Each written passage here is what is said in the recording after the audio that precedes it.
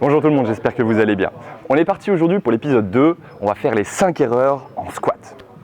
C'est un exercice que j'affectionne particulièrement, tu le sais bien, mais ça comprend des erreurs et il faut faire attention à quand même utiliser certaines astuces. On est parti pour du coup ces 5 erreurs en squat. La première des erreurs en fait va être d'utiliser un mauvais support, surtout si vous avez à disposition une plateforme de squat. Ce genre de support c'est bien hein, parce que ça amortit les charges. Cependant, il y a une déperdition en fait d'énergie autour de tes pieds quand tu vas squatter. C'est-à-dire que tu pourras du coup soulever moins lourd et aussi tu seras du coup un tout petit peu instable. Donc finalement, squatter sur ce genre de support n'est pas le top. À l'inverse de supports comme ceci en bois où en fait la déperdition de force du coup sera un peu moins importante et une meilleure stabilité au niveau de notre squat. En deuxième erreur, finalement, c'est de faire un échauffement qui n'est pas du tout intéressant pour la pratique du squat. Le squat est vraiment quelque chose de très compliqué, une technique qui s'apprend et qui demande aussi beaucoup de mobilité, à l'inverse de certains exercices comme la presse qui forcément ne demandent pas autant de mobilité de hanche ni de cheville. Donc, faire un échauffement ou legs extension avant de faire du squat, finalement, c'est un peu plus de perte de temps qu'autre chose. Faites une montée en charge progressive avec des exercices de mobilité, de hanche, de cheville et de la stabilité du genou, en plus bien sûr des automassages et de stabilité des lombaires pour vraiment pas vous faire mal. Ok ? Donc pas d'échauffement stupide.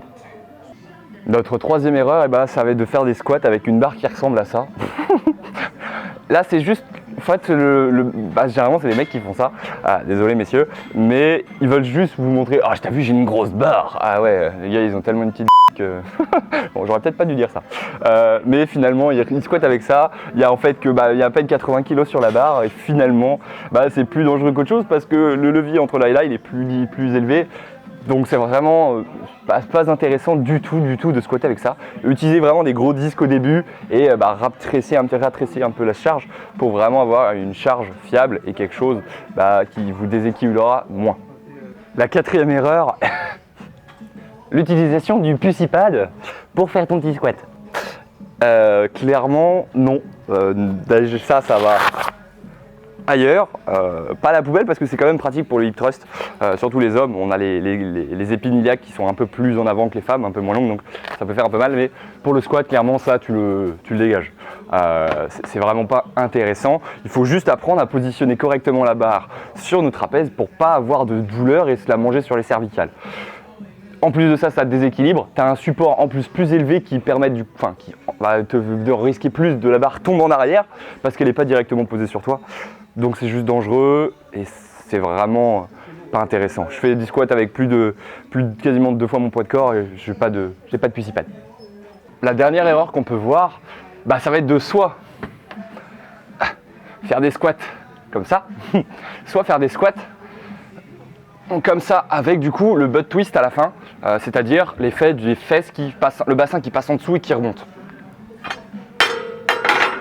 On comprend forcément que si tu n'as pas assez d'amplitude, c'est comme faire un biceps comme ça. Il n'y a pas forcément d'intérêt pour le muscle. Et deuxièmement, quand tu vas trop profond, tu manques encore un petit peu de stabilisation de ton sacrum qui va faire en fait passer en dessous, revenir. Et donc c'est quelque chose de dangereux qui va créer des hernies discales ou des lombalgies. C'est vraiment pas quelque chose de très intéressant. Donc maîtrisez votre amplitude aussi bien en peu qu'en extrême. Donc trouvez votre squat, filmez-vous, le retour vidéo est très intéressant. Faites juste attention à compenser par rapport à votre état de forme du jour, si vous êtes plus ou moins mobile, si vous avez travaillé votre mobilité, etc. etc. Voilà pour cette vidéo sur les 5 erreurs en squat. Bien sûr, il en existe plein d'autres et les erreurs en fait sont à individualiser à ton propre squat finalement. Une erreur que moi je fais n'est pas la même erreur qu'une petite mamie qui n'a pas fait beaucoup de squat dans sa vie va faire. Donc individualise au maximum les conseils que je te donne. Bien entendu, pense à travailler le squat, mais c'est pas quelque chose non plus d'obligatoire. Le squat est un bon exercice, il ne convient pas par contre à tout le monde, donc apprendre avec des pincettes. Mais apprendre à le maîtriser même avec des petites charges est quand même intéressant. Ça ne reste pas non plus le meilleur exercice d'hypertrophie, on va dire ça comme ça, pour tout le monde en tout cas. Merci d'avoir suivi cette vidéo, j'espère que ça t'a plu. Pense à lâcher un petit commentaire, un petit pouce de préférence et à t'abonner et à parler de moi à tes amis pour m'encourager et que je puisse avoir plus de visibilité. Merci à toi et à très vite. Salut!